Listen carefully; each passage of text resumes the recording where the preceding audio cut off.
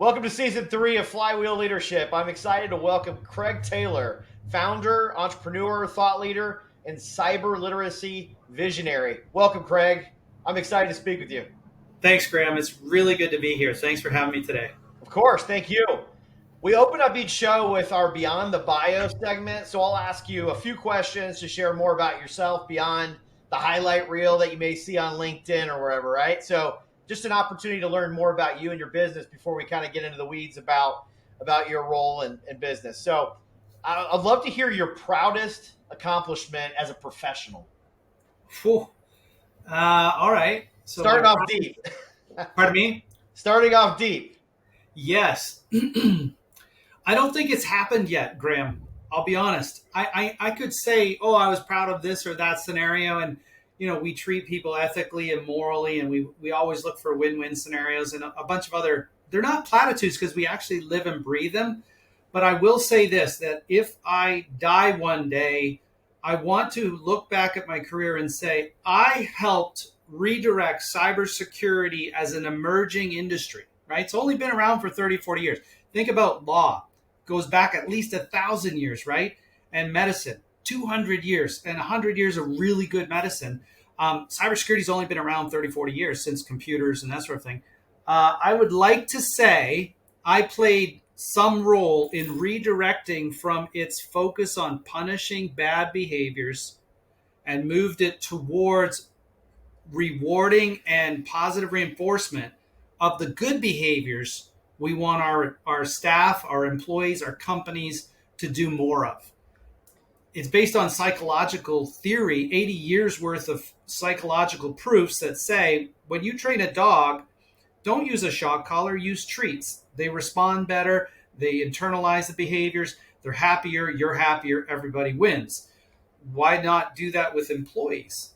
That's what I want to say in the future. I played a role in doing that. That's my legacy, I hope.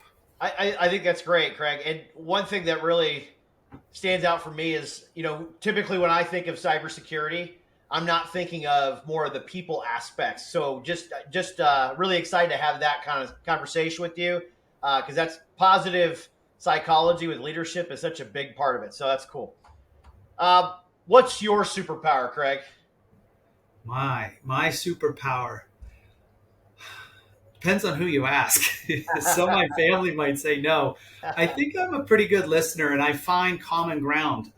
When there's a difficult scenario or an emergency that comes up, whether it's a breach, an exposure, some critical event in the physical world, car accident, anything else, I go into like super calm mode.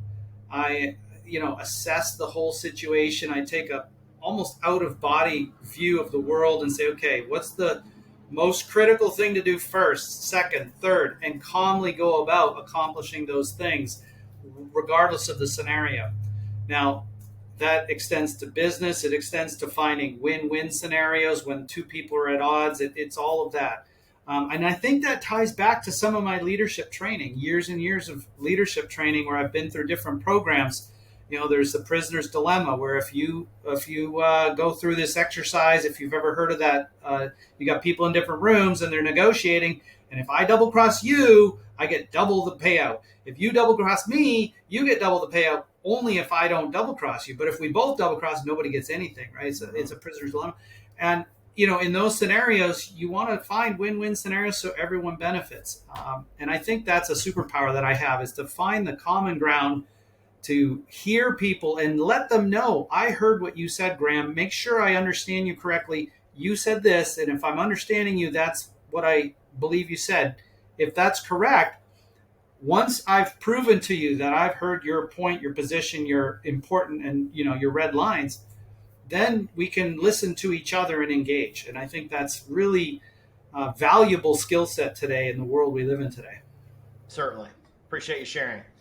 How about your take on leadership when it comes to maybe something that's a little bit either contrary, controversial, or different than you hear out there commonly stated? Maybe a different take on different aspects of leading people. Anything come to mind there?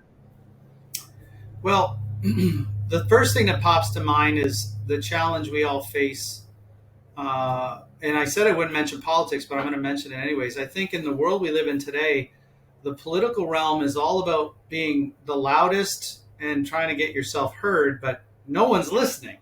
Everybody's talking, and the things play out with who has the biggest lever that can force so much pressure that their decision is what happens, right? It's do I own Congress? Do I own the House? Am I the president? What have you? And I don't see that as really true leadership for a day to day. It might work on the world stage for the United States, but I think in true leadership forum, in the boardrooms of the world, in the businesses of the world, that doesn't work. You have to find that common ground. You have to find the win-win scenarios. So, don't take politics as your guide and your model for how you negotiate with other companies. It doesn't work. Everything that you do comes full circle back at you. Sometimes it's a multiplier effect if good, because you did good in a negotiation and you were moral and ethical and found a win-win scenario. And sometimes it's bad, but you don't hear about that. You just don't get the business because word spreads that you're not genuine in your negotiations or what have you, and then word spreads that way. At my company, Cyberhoot, we managed to land a school district in New Hampshire, a while ago, and we tried to help them really adopt the product. And the way we do things is very much like classrooms, where we encourage self-learners through engagement. Everything we do is about engaging with the population of learners in our system so that they do the assignments and they learn those little bits of wisdom that they can then apply their common sense to, and suddenly they're cyber literate. Well, that school district was part of some news groups or mailing lists or CTO forums, and suddenly schools have been attacked like crazy with ransomware over the last 2 or 3 years, maybe even longer than that. And they're all going through these audits that say, hey, what's our cyber program look like? The tech stack, the people stack, and how are our human firewalls doing? And all of a sudden, everybody's asking for LMS learning, cyber literacy training, cyber awareness training. And that one school that we treated really, really well, they put it out there, hey, you got to check out Cyberhoot, my company. And we've exploded in New Hampshire. And the same thing happened in Washington State, and it's starting to happen in other little parts of the world where you make one customer really happy and they go to bat for you because you've treated them kindly, fairly, attentively. You've found that engagement. So that's good leadership, in my opinion, across the board, is making everyone feel like they're the sole focus of attention when you're dealing with them and trying to make sure their experience in your product, your service, your platform is top notch. Thank you, Craig. If you could sum up your business and your role specifically with Cyberhoot in a minute, how would you describe the company and yourself?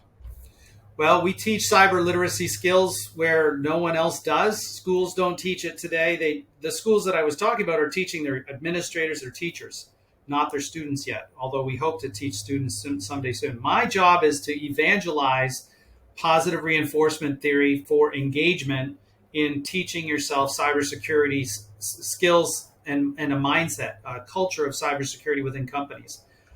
That's what I do in my role as CEO here, amongst about 1,000 other jobs and tasks in a small, growing, thriving business below the surface. Right, that's the part of the iceberg you'd see above the waterline. Below is everything else, from pricing discussions to service challenges, performance, that sort of thing. Appreciate your client first perspective for sure. I hear that loud and clear, like really focused on how your solutions really drive outcomes for clients. That's so critical. And sometimes it seems so simple, but it's very easy to get away from. I find that a lot. So, yeah. So anything else you want to call out about your mission that you haven't already touched on? We have a pretty good message there, but anything else? I would share one more thing, Graham. In the beginning, what our primary focus was to build an LMS platform that eliminated as many points of friction to end users doing gaining their cybersecurity knowledge, their cyber smarts. And so every step along the way, we've looked at where's their friction. Okay, in the beginning, it was you can't have end users log into a platform online and then do their training because they only do this once a month. So you want to remember that one password once a month, that's not going to work. So we created a passwordless system. Then it was, how do we get the users into the platform? And so we created, synchronization with Entra ID and Google Workspace. So you just synchronize, you're good to go. But then there was this whole issue of fake email phishing, right? Sending fake messages, which are kind of gotcha emails to see if someone clicks. That we tried to do that first. If you want to know, we tried and we were failing at it. It wasn't working. And we pivoted 180 degrees to let's not try and trick anyone. Let's tell them, here's a phishing simulation.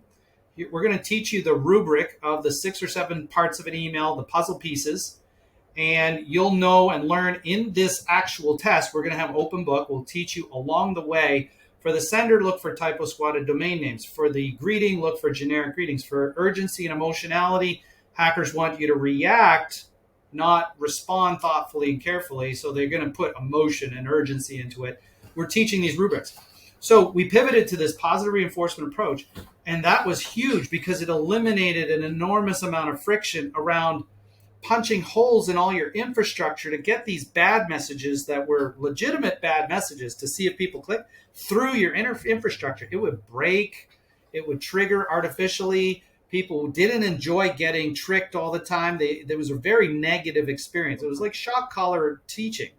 So that friction was magical in our existence by eliminating that because now it's 100% automated. You don't have to hire anybody to do it. So it's a wonderful thing to focus on the user experience, whether it's the administrators of the tools that you're building, the consumers of the tool, or even the leadership at the company who gets a compliance score today on every last user having taken it past phishing, instead of the old way where you only got a score for anyone that opened the email. And that would only be 50% of your users. Right. So all those different points of friction were completely eliminated when we pivoted in that direction. And we filed a patent on it even, which is pretty cool. If they ever get back to us, it's been like 12 months and they haven't said no or yes. Yeah. That's a different story. I can imagine with that process. Yeah. Well, that's really cool. Thanks for sharing. And the frictionless, and then also it's so important when you don't have to hire someone to implement support for a critical function of the business. Leaders love to hear that, right? That's key. It's so easy to support. We don't even charge for support. You just get it for free. It's included in the product. Very cool. So, Craig, when I think about your work and CyberHoot, I see a true passion and leadership for cybersecurity it's a little bit of a different angle than what I'm used to when it comes to just all the tech stuff and just hitting you with how complex or cool gadgets are with all the hardware. Yeah, which is great. Yeah. But cybersecurity is, of course, a major challenge in the world today and major focus for CEOs and founders. So could you give me a little bit more of a take on why is it important for that small, medium-sized business owner that's like, we're going to kind of bring that down on the priority list. I'll get to it later. Like, what's going on in the world that really makes this something that we should listen to as a business owner? Great question, Graham. And let's go back in time for just a moment to answer that. I would say 10 years ago, cybersecurity wasn't as dangerous as it is today. To put this in perspective or context, last year, and this is a well-known fact, last year cybercrime profits were the 3rd largest economy in the world. After the United States, China, cybercrime, then it's either Germany or India or something. But that's a lot of dollars that have been stolen by hackers. And so I would say 10 years ago, that wasn't the case. And a leader at a company would say, I hired a really top-notch IT director. That's his problem or her problem. Let them deal with cybersecurity. That's not the case today, okay? Today, cybersecurity is the board of directors responsibility, right? New York passed a law that says if you're on a board of a financial institution, you have a fiduciary duty to know what the cybersecurity protections of the company are and that they're doing enough to secure the data that's entrusted to them. It's written into law in New York State. But for everyone else, it just makes sense to say if you're the CEO, the CFO, you have to take cybersecurity seriously as your problem to solve. But it doesn't stop there. It goes to the IT team, of course, but it doesn't stop there. It goes to all the individual employees. That's why our company exists, is to train everyone up so there's a culture of cybersecurity in your company. That way, a strange phone call coming in can be noticed and escalated to management, or a strange text message won't be clicked on, or a QR code scanned, or a phishing email clicked on, or all of these things. People, all individuals have a responsibility to learn these cybersecurity skills so that they don't sink a company by introducing malware or not recognizing and reporting something that is of concern. Thanks for sharing that third largest economy fact is just quite something. I mean, it's boggles your mind. Just really hard to even understand, but it's eye-opening for sure. Well, some people out there are going to call BS on that, right? Here's the thing. Mental health was underreported and continues to be underreported today for a very simple reason. There's a stigma associated with a mental health, which is an illness. I think maybe most people listening today would say it's an illness like cancer, but it happens to be how you feel. Well, companies are underreporting to the public the breaches they go through. Right. It's totally underreported. It's happening everywhere all the time. And you don't want to lose customers by saying you've been breached. But I'll tell you, I've been part of 4 incidents this year already that we do incident response for in our company as well. And we're talking anywhere from $1.7 million in wire transfers went to gone. They did get 300,000 back, so that's 1.4 million lost. Another was 700,000. Another was data that was exfiltrated from their law firm. And guess what they had to do? They had to write I'm so sorry, we lost your data letter to every client over the last 25 years because they didn't segregate their data and they couldn't prove that all their data wasn't stolen. And so they had to send those embarrassing letters. And it took them 2 months to write that many letters. I mean, a law firm of any size is going to have 10, 20,000 customers over 20 or 30 years. Oh my God. One by one. We're so sorry. We lost your data. Mm-hmm. It's awful, awful, awful. So don't be in that boat. Do proactive measures. I think Ben Franklin said it best when he talked about fire prevention 200 years ago, Graham. He said, an ounce of prevention is worth a pound of cure on fire prevention. But if you took those words and replaced cybersecurity for fire, you'd understand what we're all up against as business leaders and owners. Unfortunately, those letters that go out informing people about their data being compromised far too often. It's really something. So this brings me to the question that I think is really important is when you think of this as a leader, like really putting yourself in the business owner, CEO, founder seat, like how often are companies coming to you after something bad happens versus proactively ahead of an active cyber risk? I would say if I had that time machine again, I'd say 10 years ago it was almost always after an incident. People would come to us and say, I didn't think I had to do this, but I do. Mm-hmm. Now it's more 80-20. 80% of companies are coming ahead of a breach and saying, hey, our cyber insurance requires this. Our IT director wants us to do this. We did it at every other business that I've ever worked for. So I'm founding my own company. We're going to do it here. There's much more recognition today that you have to teach and practice these skills for your company to have a fighting chance than it ever was in the past. But still, 20% of the time, people come to us, hey, we just had a breach. We want to start training our users. We want to start, teaching them how to fish. Appreciate the comments, Craig. So one thing that comes to mind when it's really looking at the bigger picture here is, you know, what is one thing, like through all this experience with cybersecurity and working so much with leaders, like what's one thing you've changed your mind on over the years in the span of your career? That universal truisms will always be universally true. That's not the case.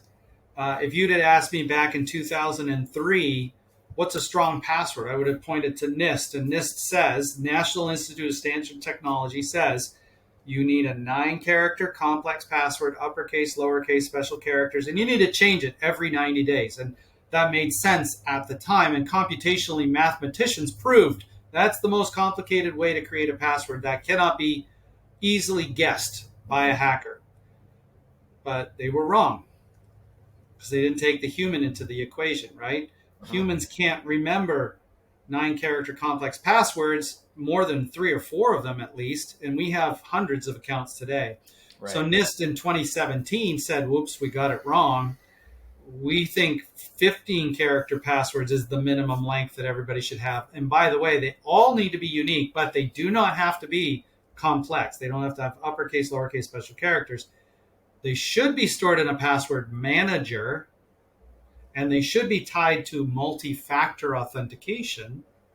So all of those things change. And then lastly, they said, you don't need to change it every 90 days because the act of changing it makes people cheat. They put a little prefix or a suffix on the front or back of their password, and that's easily predictable because that's the only way a human remembers these things. So when it's breached over there on a website and a hacker sees, oh, your password is Amazon butternut squash, then I know if I go to Yahoo, it's going to be Yahoo butternut squash, and it's going to be, Bank of America butternut squash, whatever the case is.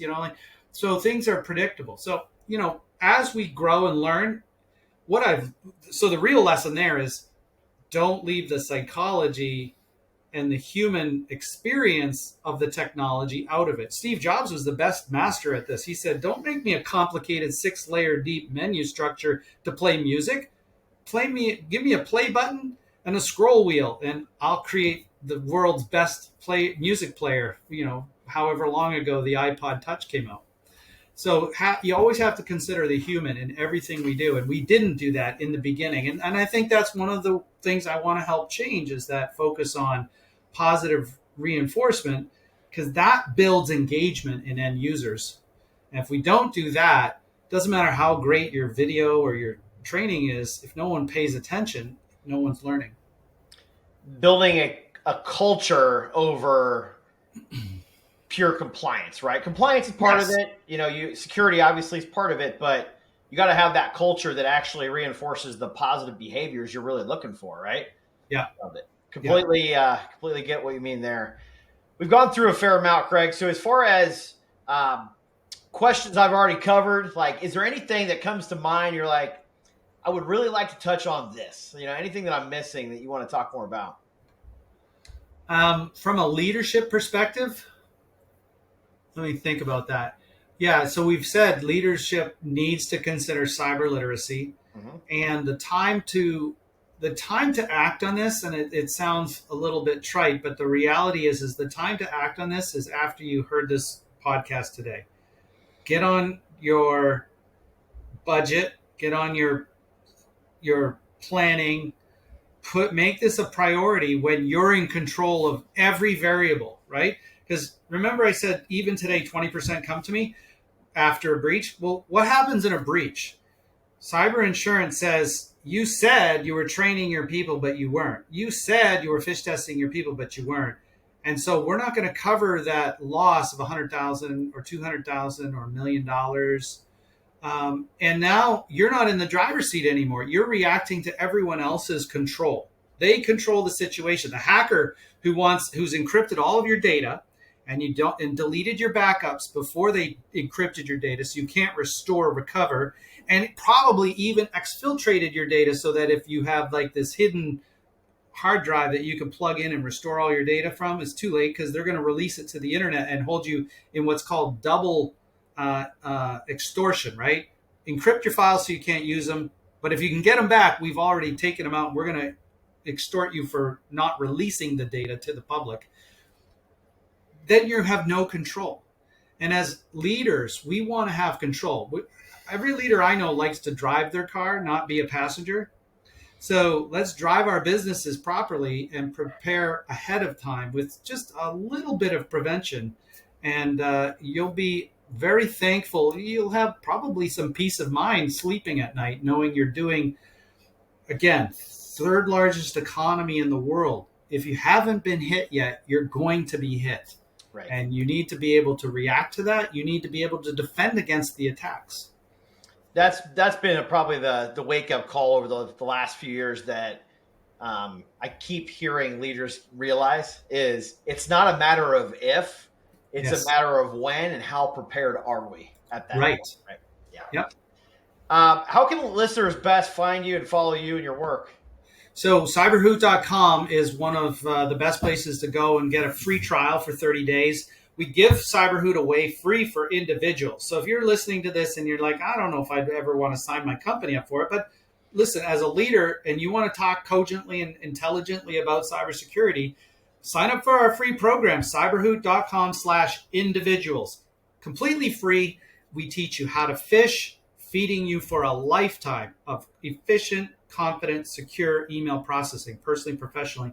And then you can decide after you realize the engagement, the positivity, the gamification, all the positive rewards we give, that this would make perfect sense for our staff, for Sally in accounting and for John in shipping and George in development.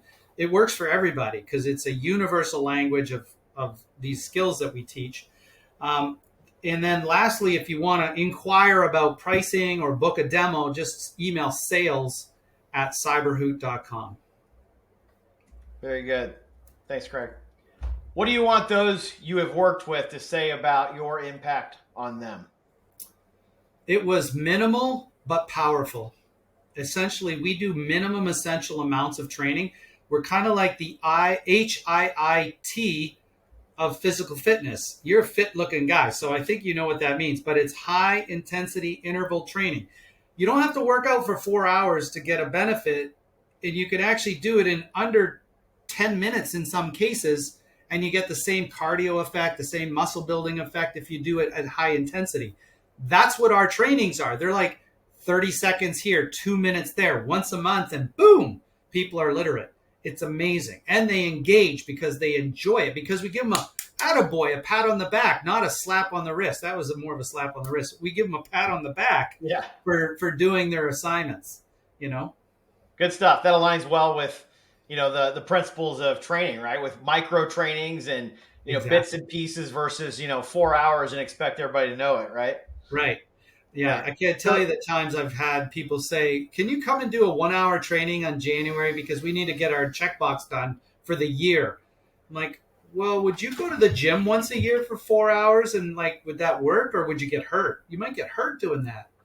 So you can't do that for cyber literacy either. Makes sense. Craig Taylor, Cyberhoot, thank you for your time today. We appreciate you sharing. Thanks, Graham. It was a pleasure.